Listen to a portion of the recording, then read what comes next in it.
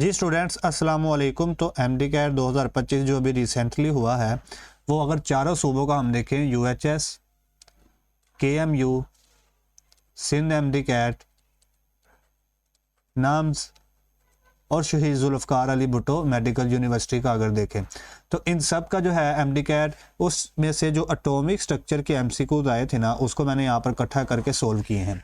इस तरह हर चैप्टर के मैं सोल्व करूँगा 2025 से इकट्ठे करके ताकि आपको आइडिया हो। अब इससे पहले मैं एक चैप्टर सोल्व कर चुका हूँ जो कि है फंडामेंटल कंसेप्ट्स ऑफ केमिस्ट्री। उसको आप प्लेलिस्ट वाले सेक्शन में जाए, पास पेपर UHS चैप्टर वाइज उसमें आपको मिल जाएगा। अब पहला जो हम सोल्व करने वाले हैं वो UHS के MCQs हैं। तकरीबन 4 MCQs यहाँ से आए थे इस चैप्टर से UHS के पेपर में 2025 में। सबसे पहला एक MCQ है, विच सेट ऑफ क्वांटम नंबर्स का कौन सा सेट आर नॉट पॉसिबल, वो पॉसिबल नहीं है एक इलेक्ट्रॉन के लिए। सीधा सा वो पूछ रहे हैं कि जो नीचे 4 ऑप्शन दी गई हैं ये वाली, इनमें से कौन सा क्वांटम नंबर का सेट ऐसा है जो कि पॉसिबल ही नहीं है इलेक्ट्रॉन के लिए, जो कि मतलब एग्जिस्ट करता ही नहीं है। अच्छा, इस तरह के सवालों को सोचने के लिए या सोल्व करने के लिए आपने क्या करना होता है, कि ये जो चारों ऑप्शन है ना, इन चारों ऑप्शंस में से आपने देखना है कि ये ऑप्शंस किस ऑर्बिटल को बता रही हैं। ठीक है, क्योंकि आपको पता है 4 क्वांटम नंबर और इलेक्ट्रॉन की पोजीशन को बताते हैं, ऑर्बिटल में बताते हैं किस ऑर्बिटल में इलेक्ट्रॉन और किस स्पिन से है। तो आपने देखना है कि कौन सी ऑप्शन ऐसी है जिससे एक ऐसी ऑर्बिटल बन रही है जो कि पॉसिबल ही नहीं है। तो क्या मतलब है हम सोल्व करेंगे फिर आपको समझ आएगा। उससे पहले आप ये देख लें कि जब आप इस तरह के क्वांटम नंबर्स देखते हैं तो उससे क्या मुराद होता है, जहाँ पर n की वैल्यू आए मतलब वो शेल का नंबर बता रहा है। मतलब अगर n = 1 है तो वो पहला शेल है, 2 है तो वो दूसरा शेल है। और अगर l की वैल्यू, अब n की वैल्यू तो हमने देख लिया वो शेल नंबर बताता है, और अगर l की वैल्यूज़ को देखें तो l की वैल्यूज़ हमें बताते हैं सब शेल कौन सा है। अगर l की वैल्यू 0 है तो उससे मुराद S सब शेल है, L की वैल्यू 1 है तो उससे मुराद P सब शेल है, L की वैल्यू 2 है तो उससे मुराद D सब शेल है, और L की वैल्यू 3 है तो उससे मुराद F सब शेल है। अब इसको देखते हुए हम इसको देखते हैं कि A वाली ऑप्शन कौन सी ऑर्बिटल को हमें बता रही है। अगर हम A ऑप्शन में देखें तो n = 2 है, मतलब इसमें जो शेल है वो 2 है, दूसरा शेल है, और L = 1 है, और L = 1 क्या बताता है हमें, यहाँ पर देखो L = 1 वो बताता है P, तो मतलब इसमें जो ऑर्बिटल है वो कौन सी है, P है। तो इससे पहली वाली ऑप्शन से मुराद 2P है। जब दूसरी वाली को देखेंगे तो वो n = 3 होगा, मतलब तीसरा शेल, और इसमें जो L है वो क्या है, 0 है। तो L = 0 क्या बताता है हमें, S सब शेल या S ऑर्बिटल, तो ये हो जाएगा 3S। और अगर हम तीसरी ऑप्शन को देखें तो n = 2, ये दूसरा शेल है, और L = 2 है, मतलब ये D सब शेल को या D ऑर्बिटल बता रहा है, 2D, ये इससे मुराद हो रही है तीसरी से। चौथे में देखिए n = 1 है, मतलब ये पहला शेल है, और L = 0 है तो L = 0 S होता है, तो ये 1S को बता रहा है। अब अगर आप इन तीनों चारों में देखें तो आपको पता है कि जो पहले शेल के अंदर 2 ऑर्बिटल होती हैं उसमें P होती है और S होती है, तो ठीक है। सॉरी, आपको पता है कि जो पहला शेल होता है उसमें एक ही ऑर्बिटल होती है, दैट इज़ 1S। दूसरे शेल के अंदर 2 ऑर्बिटल होती हैं, दैट इज़ 2S और 2P। मतलब ये जो 1S है ये तो एग्जिस्ट करती है, फिर 2P भी एग्जिस्ट करती है, ओके हो गया, 2P भी एग्जिस्ट करती है, इससे पता चल गया। मगर दूसरे शेल के अंदर D नहीं एग्जिस्ट करता, उसमें सिर्फ 2 ही सब शेल होती हैं, 2S और 2P, तो मतलब फिर ये 2D एग्जिस्ट नहीं करना चाहिए। जब ये एग्जिस्ट नहीं करना चाहिए तो फिर C वाली ऐसी ऑप्शन है जो कि पॉसिबल नहीं है क्वांटम नंबर के हवाले से। ठीक है जी, तो हम इस तरह देखेंगे कौन सी ऑप्शन पॉसिबल नहीं है। जो ऑर्बिटल एग्जिस्ट नहीं करता होगा उसकी हम क्वांटम नंबर की वैल्यूज़ को कैंसिल कर देंगे। दूसरे वाले में 3S था, वो एग्जिस्ट करता है क्योंकि तीसरे इलेक्ट्रॉन के अंदर, तीसरे शेल के अंदर जो ऑर्बिटल्स होती हैं या सब शेल होते हैं वो 3S, 3P और 3D होते हैं, तो 3S एग्जिस्ट करता है, 2D एग्जिस्ट नहीं करता था, वो कैंसिल हो गया। तो हमारा करेक्ट आंसर C है। उसने पूछा था कौन सी क्वांटम नंबर पॉसिबल नहीं है, तो वो C नहीं पॉसिबल। तो इस तरह अच्छे से हम MCQ सोल्व करेंगे थोड़ा टाइम लेकर। नेक्स्ट फिर एक UHS का सवाल, मैंने कहा था इसमें से 4 सवाल पूछे गए हैं। इस सवाल में वो कह रहा है कि shape of orbital is determined by which quantum number. आपको पता है क्वांटम नंबर 4 हैं, और वो कह रहा है इन चारों क्वांटम नंबर में से जो ऑर्बिटल की शेप है वो कौन सा क्वांटम नंबर बताता है। आपको बखूबी पता होना चाहिए कि जो ये क्वांटम नंबर्स हैं इनका क्या फ़र्ज़ है, इनका क्या काम है। जो प्रिंसिपल क्वांटम नंबर है वो हमें बताता है कि शेल नंबर कौन सा है, जो अभी हमने पीछे भी देखा कि जो n की वैल्यू है ये हमें क्या बताती है, शेल का नंबर। तो यहाँ पर भी जो प्रिंसिपल क्वांटम नंबर है जिसे हम क्या कहते हैं n, उसका काम क्या होता है, शेल नंबर बताना। मतलब हमने तो ढूंढना है जो शेप ऑफ ऑर्बिटल बताता है वो कौन सा है, तो वो अभी तक पहला तो नहीं है। एजीमुथल क्वांटम नंबर क्या करता है जी, ये जिसको हम L से रिप्रेजेंट करते हैं, ये बताता है शेप ऑफ ऑर्बिटल को या फिर सबशेल को, शेप ऑफ ऑर्बिटल या सबशेल की शेप को। तो हमारा आंसर फिर क्या होगा, L। L जो है, जो कि हम एजीमुथल क्वांटम नंबर कहते हैं, ये बताता है शेप और ऑर्बिटल को। ये हमारा करेक्ट आंसर होगा बी ऑप्शन। वैसे अगर आप देख लें तीसरा जो है मैग्नेटिक क्वांटम नंबर, ये क्या बताता है, जिसको हम रिप्रेजेंट से करते हैं M से, ये बताता है कि भी ओरिएंटेशन ऑफ ऑर्बिटल कौन सी है, px है, py है, pz है। ठीक है, अगर और जो सबशेल है वो p है तो उसमें ऑर्बिटल की ओरिएंटेशन क्या है। चौथा बताता है स्पिन क्वांटम नंबर, जिसको हम s से रिप्रेजेंट करते हैं कि इलेक्ट्रॉन के स्पिन क्या है। मगर हमें सवाल था शेप ऑफ ऑर्बिटल का, तो वो l बताता है। अच्छा जी, अब तीसरा जो है एक इंटरेस्टिंग सवाल है, ये भी जो है UHS में आया हुआ है। सवाल उसने पूछ लिया है जी, number of unpaired electron, unpaired, ध्यान से सुनना है, नंबर ऑफ अनपेयर्ड, इसको मार्क कर लें, अनपेयर्ड इलेक्ट्रॉन बताने हैं किसमें, बोरॉन में, जो कि ग्राउंड स्टेट में प्रेजेंट है। मतलब कि आपने बोरॉन को लेना है, वो उसकी ग्राउंड स्टेट लेनी है, बताना है उसमें अनपेयर्ड इलेक्ट्रॉन कितने हैं, टोटल नहीं, अनपेयर्ड। अगर आप देखें तो बोरॉन की जो एटॉमिक नंबर होता है उसका होता है वो 5 होता है। तो मतलब ये है कि बोरॉन के अंदर जो इलेक्ट्रॉन होंगे वो भी कितने होंगे, 5 इलेक्ट्रॉन। ये तो उसमें टोटल इलेक्ट्रॉन है, ठीक है। मगर उसने पूछा अनपेयर्ड इलेक्ट्रॉन, वो अभी हम बताते हैं। जब आप बोरॉन की इलेक्ट्रॉनिक कॉन्फ़िगरेशन लिखते हैं तो आपको पता चलता है कि 5 इलेक्ट्रॉन में से 1s में आ गए 2 इलेक्ट्रॉन, 2s में आ गया 2 इलेक्ट्रॉन, और फिर जो एक रह गया, 5 से ना टोटल, एक रह गया वो जाएगा 2p में, और 2p 3 होती हैं, px, py और pz। तो एक 2p में वो रिजाइड कर जाएगा। अब मुझे बताएं कि इस पूरे इलेक्ट्रॉनिक कॉन्फ़िगरेशन में, इस पूरे इलेक्ट्रॉनिक कॉन्फ़िगरेशन में आपको क्या नज़र आ रहा है कि जो बोरॉन के अंदर इलेक्ट्रॉन है वो अनपेयर्ड इलेक्ट्रॉन कितने हैं। ये जो 2 इलेक्ट्रॉन है ये तो पेयर्ड होंगे s में, इस तरह ये तो पेयर्ड होंगे, और ये वाले 2 भी इलेक्ट्रॉन पेयर्ड होंगे। तो जो 2 अनपेयर्ड इलेक्ट्रॉन नज़र आ रहे हैं वो सिर्फ एक ही नज़र आ रहा है, ये वाला जो कि 2px में भरा हुआ है।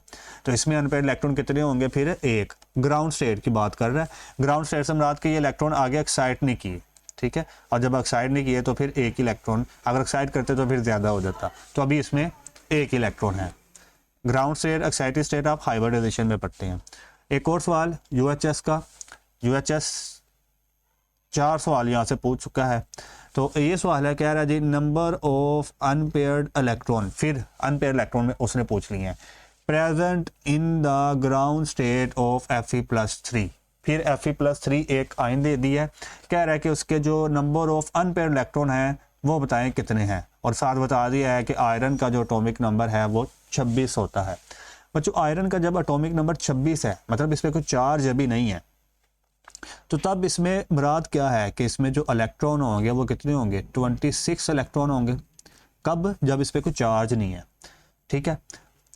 और जब 26 इलेक्ट्रॉन होंगे, जब इसके ऊपर कोई चार्ज नहीं होगा, तो हम जो इसकी इलेक्ट्रॉनिक कॉन्फ़िगरेशन लिखेंगे ना वो आपको आनी चाहिए, वो होती है आर्गोन, ठीक है, आर्गोन। उसके बाद 4s में 2 इलेक्ट्रॉन और 3d में 6 इलेक्ट्रॉन, ठीक है।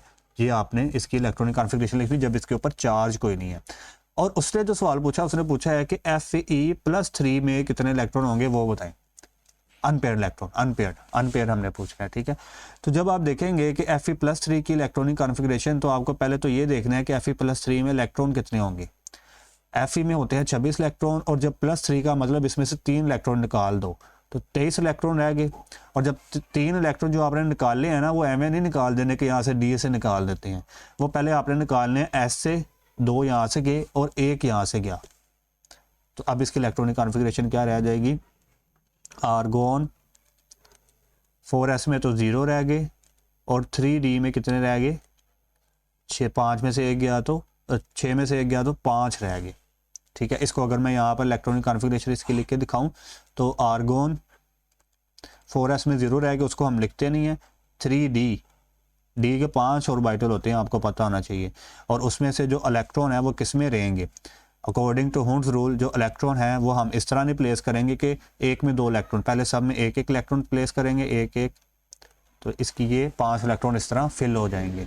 अब देखिए, अब इसके इलेक्ट्रॉनिक कॉन्फ़िगरेशन में इलेक्ट्रॉन जो अनपेयर्ड है वो कितने हैं, ये देखो, ये 5 इलेक्ट्रॉन जो है वो अनपेयर्ड है। जबकि आप ये पीछे वाले आर्गोन में देखेंगे तो आर्गोन में सारे पेयर्ड ही होंगे सारे, ठीक है। तो आपका आंसर क्या हो जाएगा, 5 इलेक्ट्रॉन इसमें अनपेयर्ड हैं, Fe+3, ठीक है जी। एक और इंटरेस्टिंग सवाल, अब UHS के ख़त्म हो गए हैं, UHS के यहाँ पर एंड हो गए हैं, अब हमारा KMU के चलने हैं जो 2025 के पेपर में आए हैं। From atomic structure, the energy of orbital is determined by, अब वो कह रहा है कि हमारे पास 3-4 हमने रूल पढ़े हैं इलेक्ट्रॉनिक कॉन्फ़िगरेशन में, जिसमें पहला रूल है पॉलीज एक्सक्लूजन प्रिंसिपल। तो आपने बताना है कौन सा रूल है जो कि ऑर्बिटल की एनर्जी को बताता है कि उसकी एनर्जी कैसी होगी। तो 3 रूल में यहाँ पर आपके सामने लिखे हुए हैं। पॉलीज एक्सक्लूजन प्रिंसिपल क्या कहता है कि अगर आपके पास 2 इलेक्ट्रॉन एक ऑर्बिटल में मौजूद हैं तो वो इस तरह एक स्पिन से मौजूद नहीं हो सकते, ये पॉसिबल नहीं है।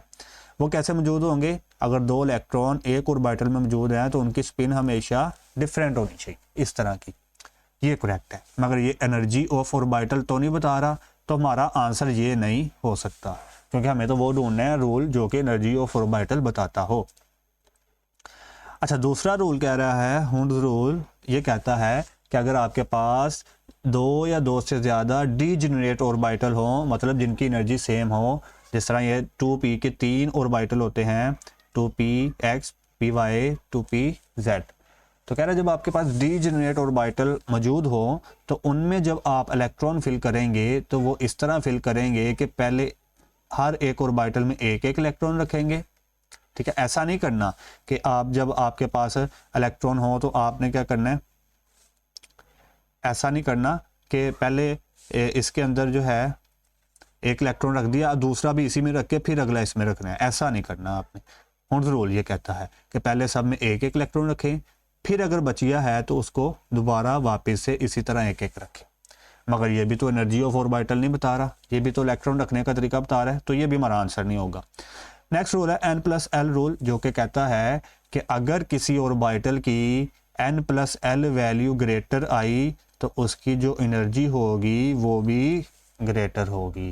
मिसाल के तौर पर एक मिसाल आपको मैं देता हूँ, एक हमारे पास ऑर्बिटल है 3s और एक हमारे पास ऑर्बिटल है 2p। इसकी अगर हम N+L वैल्यू निकाल लें तो जो इसकी 3s की n वैल्यू होगी वो 3 होगी, प्लस l वैल्यू क्या होगी, s के लिए l वैल्यू होती है 0।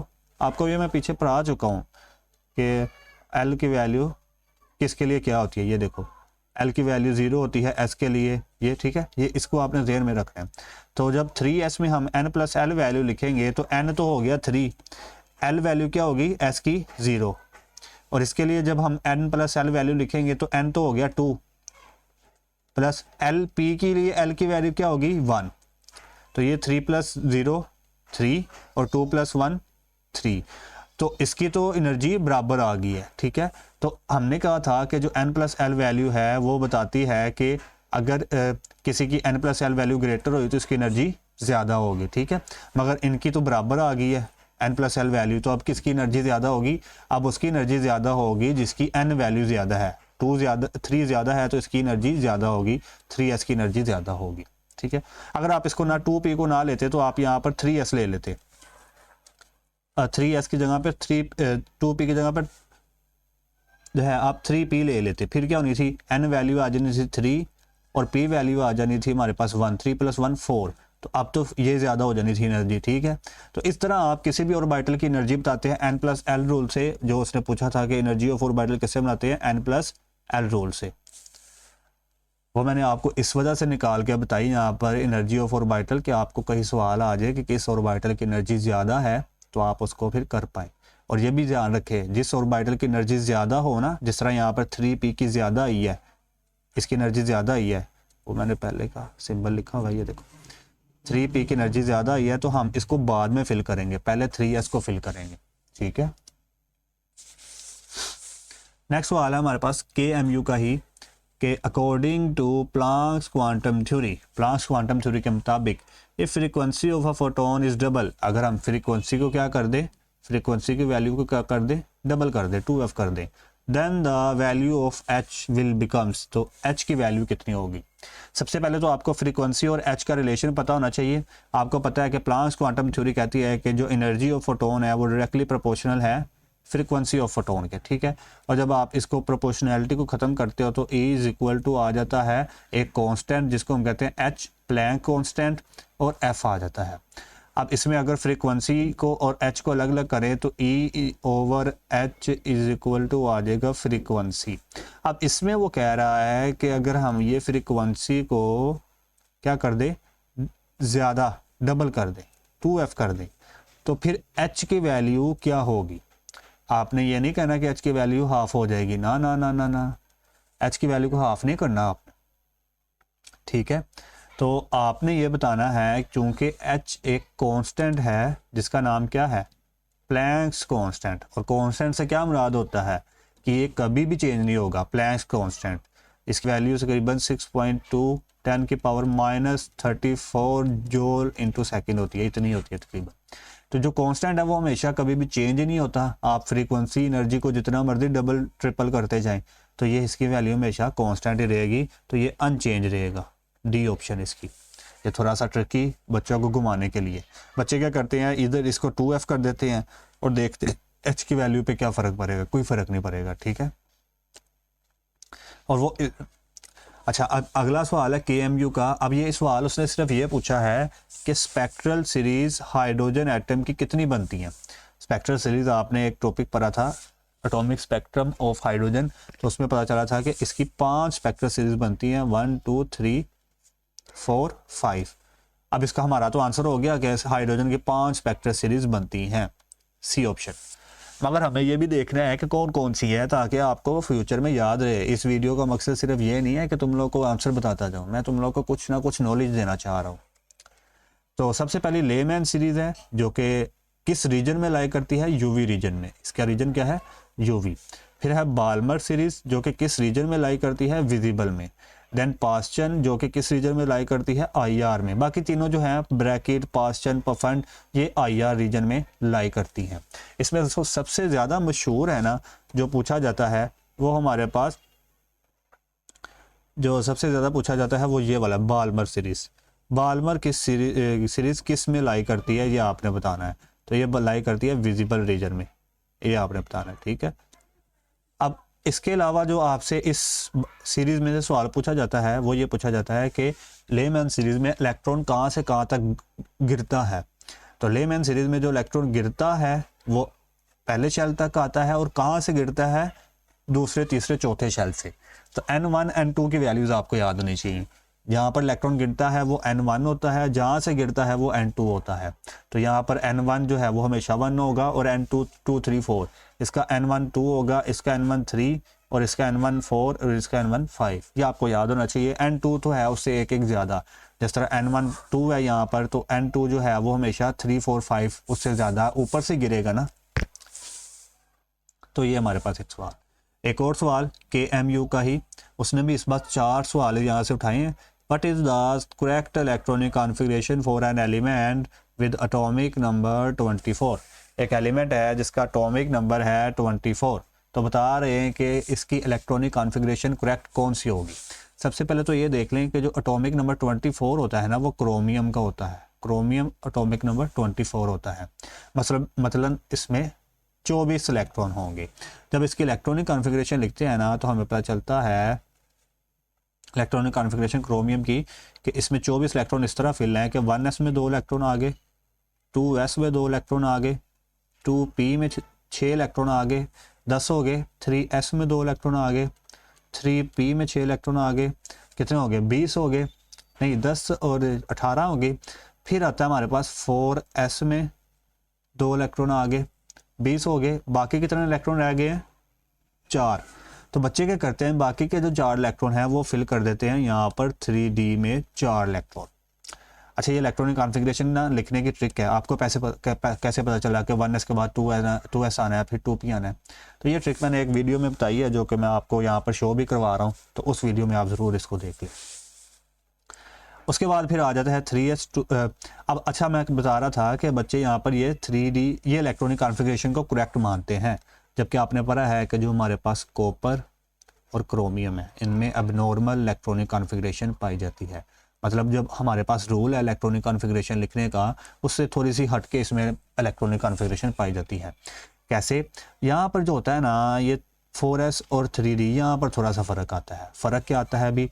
ये जो होता है ना, 4s से एक इलेक्ट्रॉन उठ के 3d में चला जाता है, तो 4s में फिर एक इलेक्ट्रॉन रह जाता है और 3d में रह जाते हैं 5 इलेक्ट्रॉन। सही है जी। और ये हमारे पास यूं जो है इलेक्ट्रॉनिक कॉन्फ़िगरेशन इसकी हो जाती है 4s1 3d 5। करेक्ट। वो क्यों होता है 5 इलेक्ट्रॉन? यहाँ पर इलेक्ट्रॉन क्यों जंप करके 3d में जाता है? वो इसकी एक रीज़न है कि ये जो 3d है हाफ फिल्ड हो जाता है। वो हम ट्रांजिशन एलिमेंट्स में पढ़ते हैं, मैंने एक लेक्चर भी अपलोड किया हुआ है उसके ऊपर फुल, तो उसमें मैंने एक्सप्लेन किया। अच्छा, अब इसकी इलेक्ट्रॉनिक कॉन्फ़िगरेशन क्या हो जाएगी? 4s1 3d 5। और ये पीछे जो है ये सारा जो है इलेक्ट्रॉनिक कॉन्फ़िगरेशन आर्गोन की है 18 तक, यहाँ तक 18 इलेक्ट्रॉन पूरे हो जाते हैं। तो यहाँ तक जो इलेक्ट्रॉन कॉन्फ़िगरेशन है वो आर्गोन की है, तो इसलिए हम इससे पीछे जो लिखेंगे कि आर्गोन की इलेक्ट्रॉनिक कॉन्फ़िगरेशन, उसके बाद 4s में 1 और 3d में 5। तो हमारे पास ये ऑप्शन कहाँ पर नज़र आ रही है? 4s में 1, ये देखो, और ये 4s में 1। मगर ये भी देखें 4s में 1 और 3d में क्या होने चाहिए? 5 होने चाहिए। यहाँ पर 3d में 4 है, ये 4 है, तो ये हमें नहीं चाहिए, हमें 3d में 5 चाहिए। तो ये हमारे पास करेक्ट आंसर होगा ए ऑप्शन इसका। ये जी आया हुआ है KMU में, आया हुआ है, पक्का आया हुआ है। अब देखें एक फिर वही इलेक्ट्रॉनिक कॉन्फ़िगरेशन से सवाल है KMU का ही, कि electronic configuration of Fe+3 is, Fe+3 की इलेक्ट्रॉनिक कॉन्फ़िगरेशन बताएं। वो हम अभी पीछे पढ़ के भी आए हैं, मैं अब दोबारा आपके सामने उसको एक्सप्लेन नहीं करना चाह रहा, बस आप देख लेते हैं। यहाँ पर देखिए Fe+3 की, Fe की तो इलेक्ट्रॉनिक कॉन्फ़िगरेशन ये है आर्गोन 4s2 3d 6, और Fe+3 की क्या है? Argon 4s0 3d 5। तो इसकी इलेक्ट्रॉनिक कॉन्फ़िगरेशन क्या होगी? Fe+3 की होगी आर्गोन अभी मैं बता के आया हूँ कि आर्गोन से मुराद है कि ये वाली सारी इलेक्ट्रॉनिक कॉन्फ़िगरेशन तक आर्गोन की तरह की इलेक्ट्रॉनिक कॉन्फ़िगरेशन है Fe+3 की। उसके बाद क्या है? 4s0 और 3d 5। तो ये हमारे पास डी ऑप्शन में नज़र आ रहा है, आर्गोन 4s0 3d 5। तो बच्चों कभी कभार क्या होता है कि वो 4s0 को लिखता नहीं है इकट्ठा, बस डायरेक्ट 3d 5 ही लिख देता है, क्योंकि 4s में इलेक्ट्रॉन है ही नहीं है, तो वो इसको लिखना नहीं चाहेगा। ठीक है, तो फिर आपने परेशान नहीं होना, आपने कहना है ठीक है 4s0 नहीं लिखा तो उसकी अहमियत भी नहीं है। एक और सवाल सिंध MD-CAT में आया हुआ, अब सिंध के शुरू हो गए हैं, KMU के ख़त्म हो गए हैं। पहला सवाल है the maximum probability of finding an electron is at a distance of. कह रहा है कि जब आप इलेक्ट्रॉन फाइंड करते हैं, इलेक्ट्रॉन के पाए जाने की मैक्सिमम प्रोबेबिलिटी कितने डिस्टेंस पर है न्यूक्लियस से। यहाँ पर उसने लिखा नहीं है सवाल में कहीं पर न्यूक्लियस, मगर हम अंडरस्टूड है, वो कह रहा है कि न्यूक्लियस से जब आप दूर जाते हैं तो कितने डिस्टेंस पर इलेक्ट्रॉन के पाए जाने की प्रोबेबिलिटी बहुत ज़्यादा होती है। सबसे पहले तो देखें ये एक न्यूक्लियस है, न्यूक्लियस से जब पहला शेल का डिस्टेंस है ना, यहाँ से यहाँ तक, ये होता है 0.053 एंगस्ट्रॉन। क्या होता है? 0.053 एंगस्ट्रॉन। और जब आप इसको नैनोमीटर में कन्वर्ट करोगे तो क्या हो जाएगा? नैनोमीटर में कन्वर्ट करने से इसकी वैल्यू में थोड़ा सा चेंज आएगा ना। एंगस्ट्रॉन का मतलब होता है 10⁻⁻10 और नैनोमीटर का होता है 10⁻⁻9। तो जब नैनोमीटर में आप लिखोगे तो इसकी वैल्यू आएगी, सॉरी नैनोमीटर में आएगी 0.053 नैनोमीटर, और जब एंगस्ट्रॉन में लिखोगे तो आएगी 0.53 एंगस्ट्रॉन। तो दोनों में से कोई भी ऑप्शन हो सकती है कि जो इलेक्ट्रॉन पाए जाने की प्रोबेबिलिटी है वो कहाँ पर ज़्यादा है, वो है 0.053 नैनोमीटर पे, न्यूक्लियस से इतने डिस्टेंस पे, ये न्यूक्लियस का जो डिस्टेंस है, तो वो हमारा आंसर हो जाएगा 0.053 नैनोमीटर पे। और पहला जो शेल है उसे n = 1, ये वाला, और दूसरा जो शेल है उसे n इज इक्वल टू दूसरा शेल कहेंगे। अच्छा जी, फिर सिंध एमडीकेआर का एक सवाल है, which of the following have at least single electron in the dumbbell shape of orbital. Orbital की डम्बल शेप ऑर्बिटल में किस ऑप्शन में एक इलेक्ट्रॉन पड़ा हुआ है। अच्छा, ये जो ऑप्शन है ना, ये मैंने यहाँ पर गलत एक प्रिंट कर ली है, यहाँ पर ना बोरोन की ऑप्शन थी, बोरोन की। सवाल ये है कि जो डम्बल शेप ऑर्बिटल है वो कौन सी होती है। डम्बल बच्चे ये वाली ऑर्बिटल होती है, और आप जानते हैं ये वाली ऑर्बिटल क्या होती है, ये पी होती है, 2p या जो भी जिस तरह का भी 3p 2p जो भी p हो, मगर ये p ऑर्बिटल को कहते हैं। पूछ रहा है कि किसके p ऑर्बिटल में फिर एक इलेक्ट्रॉन पड़ा होगा। एक इलेक्ट्रॉन, सिंगल इलेक्ट्रॉन से मुराद एक इलेक्ट्रॉन पड़ा होगा। तो आपने जब देखना है कि ए ऑप्शन में हाइड्रोजन है, तो हाइड्रोजन की इलेक्ट्रॉनिक कॉन्फ़िगरेशन 1s1 होती है, मगर जो s ऑर्बिटल है ये तो स्फेरिकल होता है, ये तो डम्बल शेप नहीं होता, तो ये हमारा आंसर नहीं हो सकता। इसमें एक इलेक्ट्रॉन तो है मगर स्फेरिकल ऑर्बिटल में, डम्बल ऑर्बिटल में नहीं है। जबकि हीलियम में देखें तो इसमें 2 इलेक्ट्रॉन पड़े हुए हैं, तो 2 इलेक्ट्रॉन होने की वजह से एक तो इसकी कंडीशन क्या थी, एक इलेक्ट्रॉन पड़ा हो, दूसरी कंडीशन क्या थी, डम्बल शेप में हो। मगर इसमें ना तो इसमें एक इलेक्ट्रॉन है, इसमें 2 इलेक्ट्रॉन है, और दूसरी के ये स्फेरिकल शेप में पड़ा है, ये भी नहीं हो सकता। लिथियम में इसमें भी स्फेरिकल है, दोनों s ऑर्बिटल हैं, हमें तो क्या ढूंढना है, p ढूंढना है, ठीक है। तो इसमें अगर देखें बोरोन में, तो इसकी electronic configuration 1s2 2s2 2p1 होती है, तो एक इलेक्ट्रॉन इसके 2p में आ गया जो कि डम्बल शेप का होता है, तो आंसर हमारा होगा बोरोन, जिसके अंदर एक इलेक्ट्रॉन डम्बल शेप में पड़ा हुआ है। इसकी इलेक्ट्रॉनिक कॉन्फ़िगरेशन आपने कैसे लिखी, जब आपको एटॉमिक नंबर पता था। हाइड्रोजन का एटॉमिक नंबर 1, इसका 2, इसका 3 और इसका 5 होता है। जितना एटॉमिक नंबर उतने उसमें इलेक्ट्रॉन। अच्छा जी, एक सवाल आ गया, ये तो मेरे ख्याल से सिंध एमडीकेआर में 2 ही सवाल थे, और शहीद जुल्फ़िकार अली भुट्टो में एक सवाल आया हुआ है, number of electron with L is equal to 2 and atom having atomic number 23। सबसे पहले तो ये देख लो कि एटॉमिक नंबर 23 वाला एटम कौन सा है, वो होता है वनेडियम, जिसका एटॉमिक नंबर क्या होता है 23, और इसमें मतलब इलेक्ट्रॉन भी कितने होंगे, 23 होंगे। और जब आप इलेक्ट्रॉनिक कॉन्फ़िगरेशन लिखोगे तो आपको पता है कि जो इसकी इलेक्ट्रॉनिक कॉन्फ़िगरेशन होगी 1s, 23 इलेक्ट्रॉन पुट करने हैं, तो 1s में 2 आ गए, 2s में 2 आ गए, 2p में 6 आ गए, 3s में 2 आ गए, 3p में 6 आ गए, 4s में 2 आ गए, बाकी जो है यहाँ तक 20 पूरे हो गए हैं, तो 23 करने हैं, तो जो 3d में आएंगे वो 3 आएंगे। और हमें पता है यहाँ से लेकर यहाँ तक जो इलेक्ट्रॉनिक कॉन्फ़िगरेशन है वो किसकी होती है, आर्गोन की, तो हम लिख सकते हैं आर्गोन, 4s में 2 और 3d में 3 इलेक्ट्रॉन। अब उसने पूछ लिया है कि इस पूरी इलेक्ट्रॉनिक कॉन्फ़िगरेशन में जो कि एटॉमिक नंबर 23 वाले इलेक्ट्रॉन की है, L इज इक्वल टू 2, ये वाली ऑर्बिटल के अंदर कितने इलेक्ट्रॉन हैं। तो L इज इक्वल टू 2 कैसे कहते हैं, L की वैल्यू अगर 0 हो तो S है, L की वैल्यू 1 हो तो वो P है, L इज इक्वल टू 2 है तो मतलब वो D है। तो पूछ रहा है कि D ऑर्बिटल में कितने इलेक्ट्रॉन हैं एटॉमिक नंबर 23 वाले एलिमेंट में, जो कि वनेडियम होता है। तो आप देखें यहाँ पर D में 3 इलेक्ट्रॉन हैं, तो D में कितने इलेक्ट्रॉन होंगे, 3, तो आपका आंसर हो जाएगा 3 इलेक्ट्रॉन, बी ऑप्शन। नेक्स्ट जी, हाँ जी, एक और सवाल शहीद जुल्फ़िकार अली भुट्टो मेडिकल यूनिवर्सिटी से आया हुआ। अच्छा जी, इसका जो सवाल है ये वो वाले चैप्टर से है, वो वाले टॉपिक से है, स्पेक्ट्रा वाले टॉपिक से। सवाल उसने पूछ लिया है जी, बताएं highest energy for 1 quantum among the following radiation are. ये 4 जो रेडिएशन दी गई हैं इनमें से बताएं कि किस रेडिएशन के लिए एक क्वांटम की जो एनर्जी है वो बहुत ज़्यादा होगी बाकी सबसे। तो आपको इसके लिए स्पेक्ट्रा आना चाहिए, इलेक्ट्रोमैग्नेटिक स्पेक्ट्रा, जो कि आपके सामने मैंने लिखा हुआ है।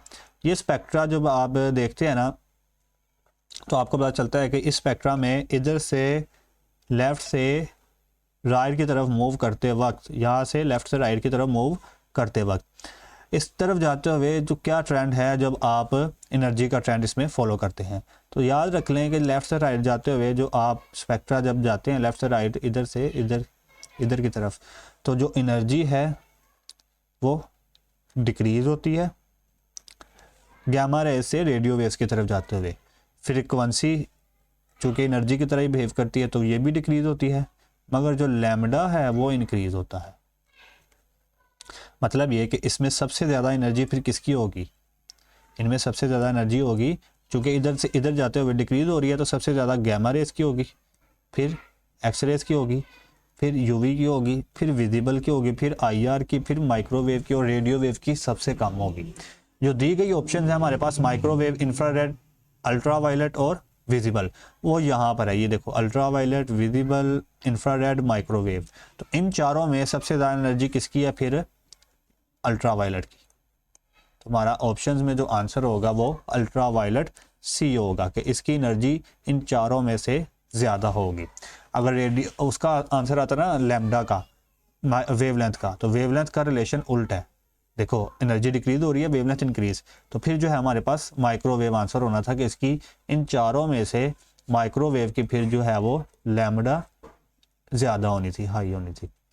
जबकि एनर्जी किसकी ज़्यादा आई है, अल्ट्रावायलेट की, इसकी एनर्जी हाई आई है। नेक्स्ट जी हमारे पास मेरे ख्याल से लास्ट ही क्वेश्चन है। अब शहीद जुल्फ़िकार अली भुट्टो के भी हो गए, 4 के अभी हम कर चुके हैं। Shaheed Zulfikar Ali Bhutto, Sindh, MDCAT, KMU, UHS, 5वां हमारे पास पेपर है नब्ज़ का। इसमें से जो आया वो देखते हैं।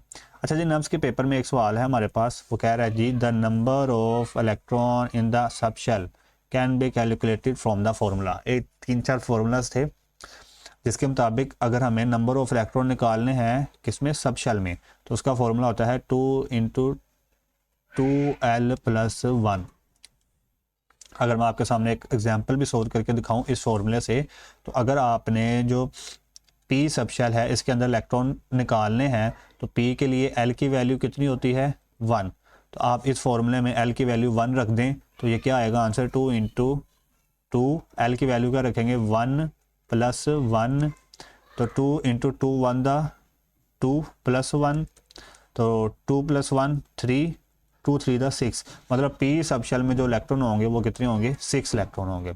इसी तरह आप S, D और F में भी निकाल सकते हैं, इसमें 6 होंगे, S में निकालेंगे वो 2 आएगा, D में निकालेंगे 10 आएगा, F में निकालेंगे 14 आएगा।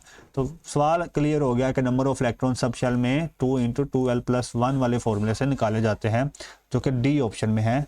C वाला ना टिक कर लेना, C वाला कौन सा है, ये देखो नंबर ऑफ ऑर्बिटल अगर निकालने हैं सब शेल में तो उसके लिए जो फॉर्मूला होता है वो होता है उसके लिए जो फॉर्मूला होता है वो होता है 2l+1। उसके लिए क्या फॉर्मूला होता है 2l+1, जो ये A ऑप्शन में लिखा होगा, ये देखो ये वाला। मगर जो वो किसके लिए है, अगर ऑर्बिटल निकालने हैं सब शेल में, और अगर नंबर ऑफ इलेक्ट्रॉन बताने हैं शेल में तो उसका फॉर्मूला होता है 2n²। तो जो भी फॉर्मूला पूछा गया वो तीन तरह के फॉर्मूले अभी आपको मैंने बताए हैं। तीन तरह के फॉर्मूले कौन कौन से आपको बताए हैं, एक तो मैंने बताया है ये वाला 2 × 2l+1, एक बताया है मैंने 2n², और एक बताया है 2l+1। ठीक है, इससे आपको फॉर्मूले पता होने चाहिए जी। ये तो आपके सारे सवाल 2025 के पेपर्स में से, सारे बोर्ड के पेपर में से। अब नेक्स्ट जो है हमारे पास गैसेस और लिक्विड वाला चैप्टर रहेगा, उसके सारे हम सवाल करेंगे, फिर हम इस तरह पूरे सिलेबस के कवर करते जाएंगे। शुक्रिया।